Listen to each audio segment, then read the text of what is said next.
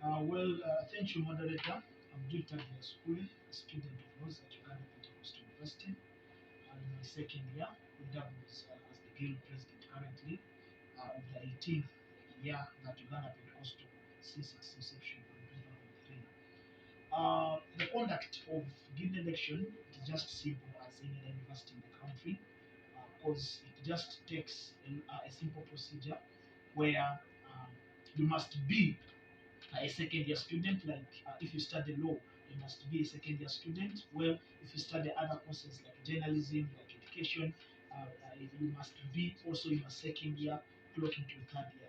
So it is just a process where we begin by being eligible to contest. It is not that everyone can do, but looking at the capacity, looking at what you work in the population, in the mass, the dignity you have held, the dignity, the capacity we have built around the students, that's what that brings you in.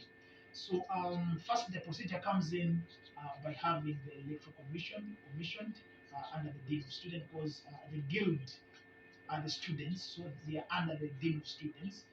With us at UPU, the dean of students is called Council Hub Eric, and he's the one concerned with all guild activities. So we begin by selecting the electoral commission, which then comes in with the roadmap, which roadmap the whole campus, the contestant adopt. We have a presidential debate, which always takes place.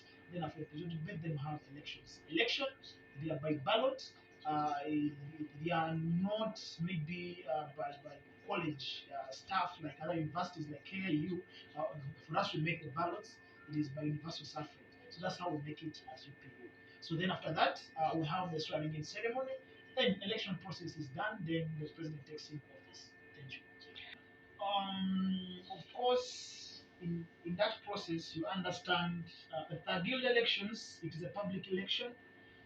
It is not a village at village capacity. It is a national election where it calls in for many stakeholders. It calls in for multi-party systems. It calls in for a lot of stuff. But at UPU, we don't have to have the multi-party system because once in 2017 it brought issues where things ended in court, and our fallen DVC, that is Professor John Dandridge, the late, made it a statement and said no further multi-party system, but people would come using camps. Like me, when I contested, I had what we called the Jude camp. So it is my camp of people, my group of people, which I adopt with my same idea, with my ideology, that they may come in now to vote. So that's how I've made it.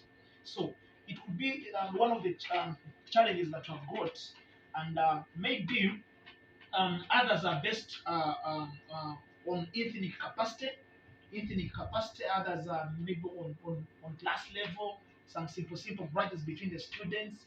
Maybe you are from Kigezi, maybe these people would vote you, don't do what.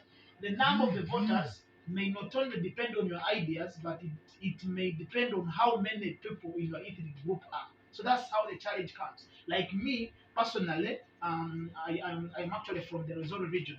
So, however, my vote was too different from the other. For me, I had all masses. I had people from Kigezi, I had people from Bushenyi, I had people from Barara, I had people from Kampala who had to vote me because really I had placed my mindset in them. I had placed my ideology. They had really understood